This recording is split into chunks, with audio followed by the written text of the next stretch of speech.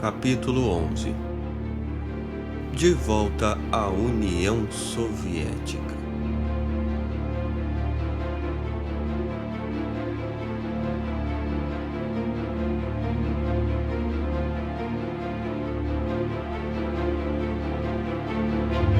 No dia 2 de outubro de 2011, Boris Berezovsky pulava pelo escritório empolgadíssimo. Estava em Londres para cobrir um julgamento de uma ação que ele mesmo havia impetrado para tentar reaver parte dos seus bens mais de 10 anos depois de ter ido viver no exílio. Pediu que eu fosse ao seu escritório no domingo anterior ao início das audiências, porque queria me revelar o que andava pensando sobre a situação política na Rússia. Está entendendo? Principiou ele. O regime russo não tem ideologia, nem partido, nem política. Não passa do poder de um único homem. Ele estava pintando o retrato de uma espécie de mágico de Oz e, evidentemente, não via necessidade alguma em admitir que ele é que havia inventado aquele homem. Tudo o que se precisa fazer é desacreditá-lo pessoalmente. Berezovsky tinha até um plano, ou mais de um, mas, neste ponto, tive de jurar guardar segredo. Fui embora achando divertido ver aquele homem que não desistia de bancar o fazedor de reis, mas tinha de admitir que a sua análise estava correta. Todo o edifício do regime russo, que aos olhos do mundo já passara do mostrar tendências autoritárias ao autoritarismo declarado que beirava a tirania, estava assentado nesse único homem, aquele que Berezovsky achava que tinha escolhido para o país uma década atrás. O que significava que o atual regime russo era essencialmente vulnerável. A pessoa, ou as pessoas que quisessem derrubá-lo, não teriam de suplantar a força de uma ideologia enraizada. Bastaria simplesmente que demonstrassem que o tirano tinha pés de barro. Isso significa também que, na Rússia, o ponto crítico era tão imprevisível quanto em qualquer tirania. Poderia acontecer em meses, anos ou décadas, talvez provocado por um evento de pequeno porte, muito provavelmente um erro do próprio regime que, de repente, evidenciasse a sua vulnerabilidade. Vi algo semelhante acontecer na Iugoslávia 11 anos atrás. Slobodan Milošević, que se aferrava ao poder usando o terror por um lado e explorando o fervor nacionalista por outro, convocou uma eleição antecipada, certo de que sairia vencedor, mas perdeu. E quando compreendeu que estava perdendo, era tarde demais para reprimir a onda crescente de protestos. Em 2011, vimos ditadores árabes caírem como pedras de dominó, derrubados por multidões que de repente perderam o medo graças ao poder das palavras e ao exemplo de terceiros. O problema da Rússia, porém, era que o país imenso estava mais fragmentado do que nunca. As políticas de Putin haviam destruído efetivamente o espaço público. Ao longo dos últimos 10 anos, a internet se desenvolveu na Rússia, como em outros países, mas assumiu a forma peculiar de uma série de bolhas de informação. Os pesquisadores norte-americanos que mapearam as blogosferas mundiais descobriram que, à diferença da de seu país, e aliás também da do Irã, que formava uma série de círculos interconectados, a blogosfera russa consistia de círculos discretos, cada um deles separado dos demais. Era uma anti-utopia da era da informação, um número infinito de câmeras de eco. E isso não se aplica apenas à internet. O Kremlin assistia à sua própria TV, o mundo dos grandes negócios lia os seus próprios jornais, os intelectuais liam os seus próprios blogs. Nenhum desses grupos estava a par da realidade dos outros, o que fazia com que qualquer tipo de protesto de massa parecesse muito improvável. Na eleição de 2000, Putin obteve quase 53% dos votos, ao passo que cada um dos seus 10 adversários teve entre 1 e 29% do total. Quando se candidatou à reeleição em 2004, conseguiu 71%, um típico resultado de regimes autoritários, e cada um dos seus 5 adversários obteve entre 0,75% e 14% dos votos. Em 2007, com a aproximação do fim do segundo mandato de Putin, os grupos politizados da Rússia começaram a se perguntar o que poderia acontecer. Será que o presidente modificaria a Constituição para se reeleger por mais 2 mandatos consecutivos? Será que trilharia o caminho de Yeltsin e levaria o país a votar num candidato escolhido a dedo? Por algum tempo, Putin deu a impressão de estar privilegiando o ministro da Defesa, Sergei Ivanov, um ex-colega seu da KGB. Mas em dezembro daquele ano, a televisão transmitiu uma reunião entre o presidente e os líderes dos 4 partidos fantoches e juntos declararam que queriam indicar o primeiro vice-primeiro-ministro, Dmitry Medvedev, para a presidência. Por coincidência, Medvedev estava presente àquele bem orquestrado evento. Em março de 2008, Medvedev obteve mais de 70% dos votos, enquanto seus 3 adversários tiveram entre 0% e 17%. Assim que foi empossado, Medvedev indicou Putin para primeiro-ministro. Aos 42 anos de idade, Medvedev fazia Putin parecer carismático. Com pouco mais de 1,5 metros, a sua altura exata era um segredo guardado a 7 chaves, mas os boatos corriam soltos, assim como as charges, mostrando o presidente sentado num travesseiro ou subindo num banquinho para alcançar o microfone. Ele também fazia Putin parecer alto. Era advogado de formação, tinha trabalhado na prefeitura de São Petersburgo e nunca havia ocupado um posto de chefia ou administrado o que quer que fosse, muito menos um país. Imitava o jeito robótico que Putin tem de articular as palavras, com uma diferença. Putin fazia com que cada sílaba soasse ameaçadora, ao passo que Medvedev mais parecia um sintetizador de voz. E também a diferença do seu antecessor, o novo presidente não fazia piadas vulgares. Isso, e talvez uma necessidade desesperada de depositar esperança em alguém, foi o bastante para que ele caísse nas boas graças dos intelectuais.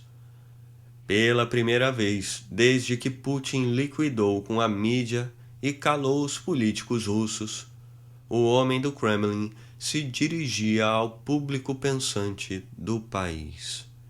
Ele falava daquilo que os redatores dos seus discursos passaram a chamar de 4 Is: instituições, infraestrutura, investimento e inovação. Exibindo um iPhone e, depois que eles surgiram, um iPad, Medvedev parecia tentar impregnar o seu denso vocabulário com um espírito moderno ocidental. A intelectualidade engoliu a isca quando ele chamou ativistas dos direitos humanos, analistas políticos liberais e gente de várias outras categorias pensantes para fazer parte de um recém-formado conselho presidencial. Todos aceitaram o chamado, dispostos a sacrificar o seu tempo, escrevendo textos que obviamente nunca foram lidos. Quando jornalistas da mídia de oposição ousavam criticar, não apenas Putin, mas também Medvedev, os editores cortavam os seus artigos.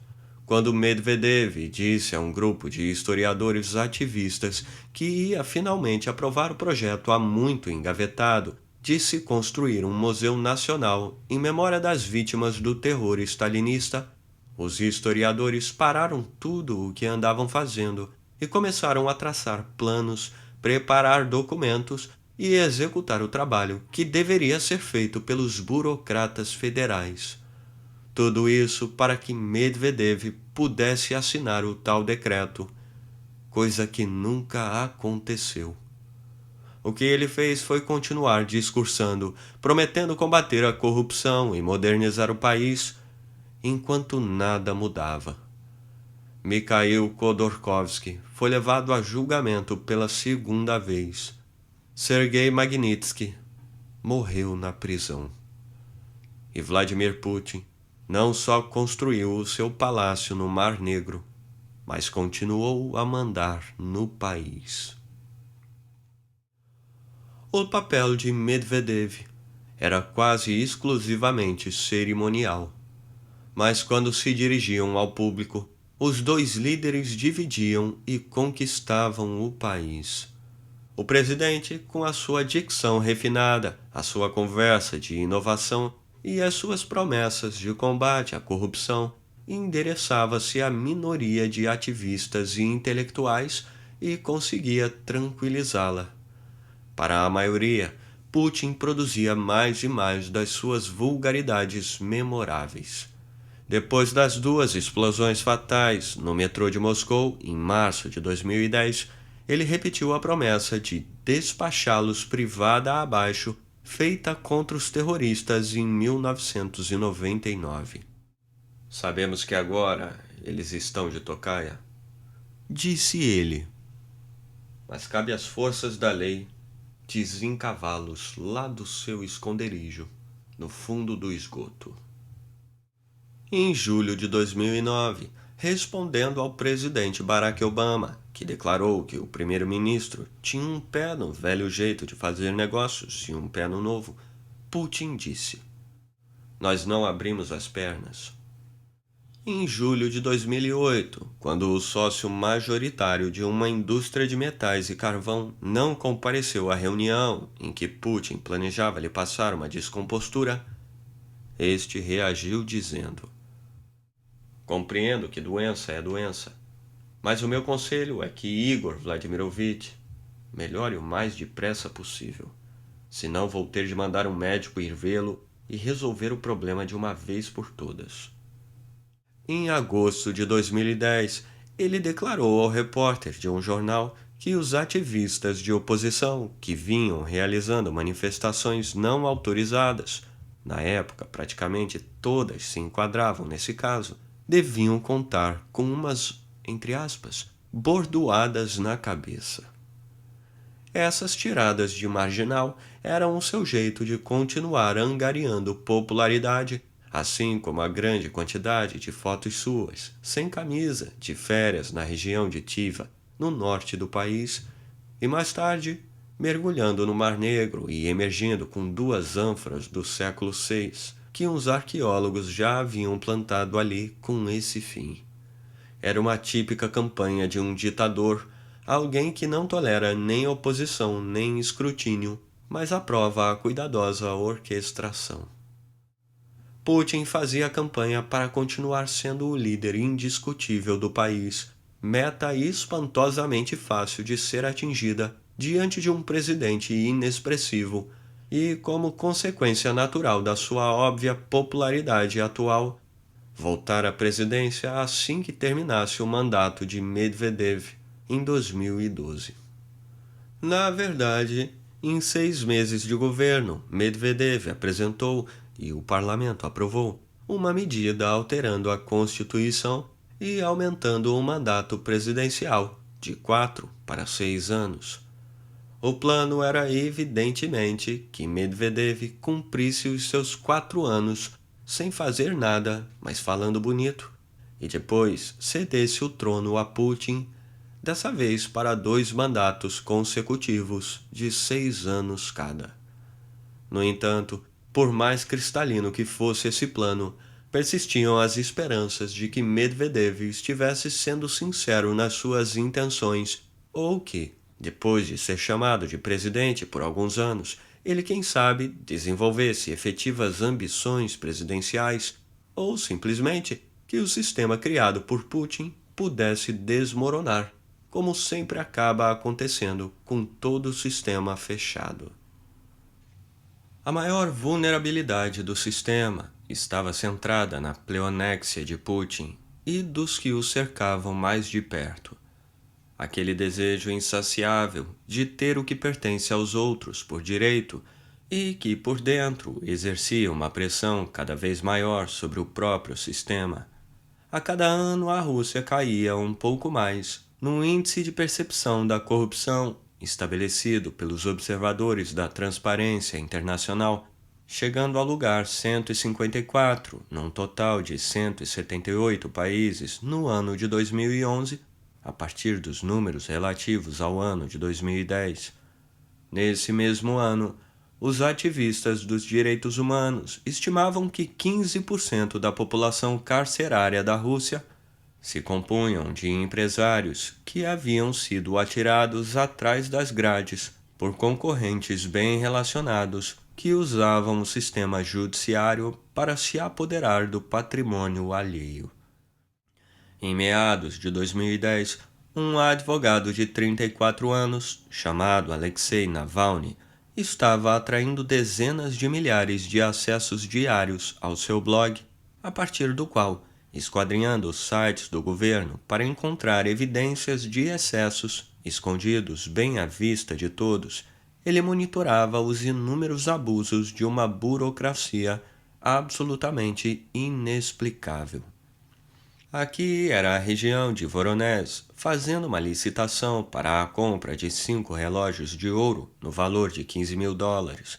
Ali era a cidade de Krasnodar, no sul da Rússia, propondo pagar cerca de $400 milhões por documentação técnica para a realização de uma passagem de nível.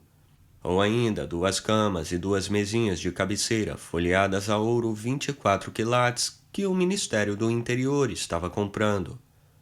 Navalny apelidou aqueles que comandavam a Rússia de Partido dos Escroques e dos Ladrões, apelido que pegou imediatamente. No outono de 2010, a revista que eu editava publicou uma entrevista longa e detalhada com Navalny, e a matéria saiu com o título, abre aspas, "De repente, descobrimos na Rússia um político de verdade", fecha aspas. Outras revistas fizeram o mesmo, estampando o belo rapaz louro na capa, movimento que culminou com o seu perfil publicado no New Yorker em abril de 2011. No dia 2 de fevereiro de 2011, Navalny anunciou que estava tornando pública a sua campanha de um homem só contra a corrupção e pediu contribuições para a organização que acabava de fundar. Em 3 horas, tinha os seus primeiros $5.000 em doações que iam de 5 kopecks, menos de 1 centavo de dólar, ao equivalente a $500. Em 24 horas, atingiu seu primeiro milhão de rublos, aproximadamente $30.000, rapidez que foi recorde absoluto em termos de doações pela internet para qualquer causa no país. Esse era o indício mais claro possível de que os russos já não aguentavam mais ser enganados e estavam dispostos a pagar pela mudança. Mas outra coisa também era clara, que um combatente isolado como Navalny não podia efetuar essa mudança. Como o campeão de xadrez Garry Kasparov já tinha aprendido, ter dinheiro, ser popular e estar certo não habilitavam alguém de fora a causar moça no sistema. Só uma pessoa que já estivesse lá dentro podia fazer o monólito desmoronar. De repente, um homem surgiu em cena, em maio de 2011. Surpreendendo a todos, inclusive a si mesmo, Mikhail Prokhorov, agora o segundo homem mais rico da Rússia, anunciou que estava entrando para a política. A história de vida daquele magnata de 46 anos era semelhante à de outros russos riquíssimos. Entrou para o mundo dos negócios ainda no fim do curso universitário. Começou a ganhar dinheiro em fins dos anos 1980, comprando e vendendo o que quer que lhe caísse nas mãos, fazendo fortuna na década seguinte, sabendo aproveitar as privatizações, sendo astuto nos investimentos e reformulando todas as empresas que havia adquirido. A diferença de Guzinski, Berezovsky e Khodorkovsky manteve-se longe do Kremlin durante quase toda a sua carreira, preferindo restringir a sua participação ativa à administração e deixando a política para o seu sócio. Entrar para a política não foi exatamente ideia sua, embora ele alegasse que tinha sido sim. Tinham-lhe pedido, em nome do presidente e do primeiro-ministro, para assumir as rédeas de um partido liberal de direita já praticamente inexistente. Isso era algo comum àquela altura. Em todo o ano eleitoral, o Kremlin ungia um partido de direita e um de esquerda, que deviam figurar nas cédulas e participar, juntamente com o Rússia Unida de Putin, daquele simulacro de eleição. Por outro lado, os verdadeiros partidos políticos, com líderes e agendas efetivos, teriam o seu registro negado com base nas intrincadas leis e regulamentações adotadas em princípios dos anos 2000. Portanto, Prokhorov havia sido escolhido para funcionar como testa de ferro de um partido de direita adormecido, que teria uma breve ressurreição bem a tempo de concorrer na eleição parlamentar de dezembro de 2011. O que se esperava do magnata era que ele desempenhasse o seu papel, fizesse talvez algumas declarações descuidadas de milionário, o que ajudaria a angariar mais apoio para seu adversário bem mais certinho, e depois voltasse para o seu canto quando lhe mandassem fazer isso. Mas achei que, dessa vez, os fantoches do Kremlin tivessem adquirido excessiva confiança e cometido um erro fatal. Conhecia Prokhorov superficialmente. Durante os últimos 3 anos, tinha editado uma revista da qual ele era o principal investidor. Aquele homem me parecia constitucionalmente incapaz de ser um testa de ferro. Além do mais, vinha procurando um campo a que pudesse se dedicar plenamente. Já havia realizado tudo o que se propusera fazer em termos de negócios, andava deprimido com o estado em que se encontrava o país e chegou até a considerar a hipótese, nada animadora, de vender os seus bens e ir viver em Nova York, onde ele tinha comprado um time da NBA que viria a se tornar o Brooklyn Nets. Agora havia uma opção. Em vez de deixar a Rússia, ele poderia consertá-la. Ia se dedicar ao trabalho, dominar a sua nova empreitada, exatamente como conseguira dominar a metalurgia e as complexidades da gestão do dia a dia de uma fábrica quando se tornou proprietário do gigante dos metais, a Norilsk Nickel, que ele se orgulhava de ter reformado de alto a baixo, angariando o apoio dos trabalhadores para as várias mudanças que implementou. Prokhorov era brilhante. Com mais de 2 metros de altura, ele era literalmente um gigante, e achei que poderia derrubar o sistema. Durante os poucos meses que se seguiram, vi Prokhorov operar uma notável transformação.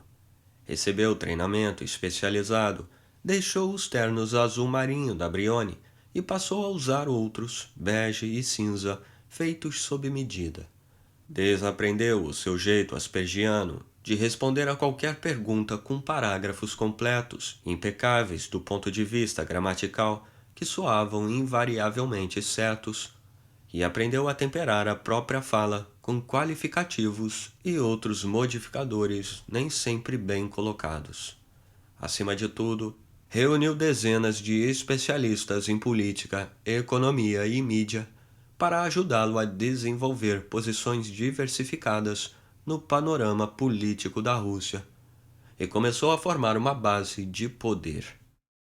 Cobriu as maiores cidades do país com cartazes que exibiam o seu rosto e slogans como "Planeje o seu futuro". Dinheiro não lhe faltava, não apenas para comprar todo o espaço disponível para sua publicidade, mas também para repor qualquer cartaz assim que as autoridades locais, chocadas com tamanha audácia, mandavam arrancá-los, o que não aconteceu em poucos lugares. Quem quer que tivesse tido a ideia de usar Prokhorov como figurante para a oposição, obviamente não contava que ele fosse levar a tarefa tão a sério.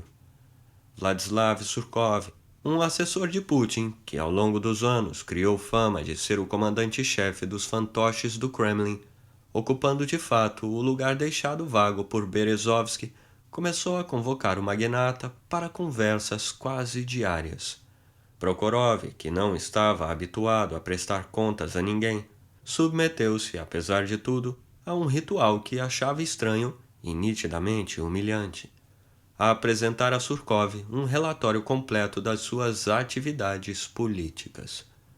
Surkov, por seu turno, lhe fazia sugestões e, ao menos numa ocasião, sugeriu que ele eliminasse alguém das fileiras do partido. Prokhorov ignorava tais sugestões e continuava fazendo o que julgava certo até o dia 14 de setembro de 2011, quando se viu excluído do Congresso do seu próprio partido. Muitos dos ativistas que ele havia recrutado durante os 3 meses anteriores também não puderam participar, e um grupo inteiramente diferente elegeu uma liderança inteiramente diferente. Quem quer que tenha dado o partido a Prokhorov agora tinha resolvido tomá-lo de volta. Ver um dos homens mais ricos e mais altos da Rússia se sentir absolutamente desnorteado, confuso e traído era uma cena dolorosa. Ele convocou então uma entrevista coletiva para denunciar o fato como ilegal. Marcou então um congresso alternativo para o dia seguinte e, nessa ocasião, fez um discurso. Prometeu que ia tomar providências para que Surkov perdesse o seu cargo. Prometeu lutar. Prometeu que estaria de volta em 10 dias para expor um plano detalhado para uma batalha política. É claro que Surkov, se é que foi ele mesmo, não tinha sido o único a errar nos cálculos. Vivendo na bolha de informação constituída pela experiência que tinha nos negócios, a uma distância segura do Kremlin, Prokhorov havia extrapolado de forma catastrófica. Nos dias que se seguiram aos congressos, ele recebeu inúmeros recados sobre o que aconteceria a ele próprio e aos seus negócios. Isso bastou para que o magnata desistisse da ideia de ser político. Prokhorov jamais apresentou o seu plano de batalha. Na verdade, simplesmente desapareceu da vida pública. Ao que tudo indica, a pessoa que escolheu Prokhorov como adversário de Putin cometeu um erro clássico de excesso de confiança, mas conseguiu reparar isso a tempo. No dia 24 de setembro de 2011, realizou-se o Congresso do Rússia Unida. Dmitry Medvedev discursou para os presentes. Acredito que o melhor seria apoiar a candidatura de Vladimir Vladimirovich Putin para presidente, declarou ele. A sala aplaudiu de pé. Quando a multidão finalmente se acalmou, Medvedev disse, na maior espontaneidade, que ele e Putin haviam feito um trato na época em que ele próprio assumiu a presidência. E agora, quando Putin voltasse a ocupar o cargo, ele seria o seu primeiro-ministro. Em poucas horas, a blogosfera estava repleta de imagens de Putin retocadas para ele parecer mais velho e mostrando nítida semelhança com Leonid Brezhnev, o líder soviético que morreu depois de 18 anos no comando do país, virtualmente imobilizado e incapaz de qualquer atitude coerente. Putin, diziam os blogueiros, teria 71 anos no fim do seu segundo mandato de 6 anos. E com isso, o retorno da Rússia à União Soviética pretendido por Putin estava, para todos os efeitos, completo.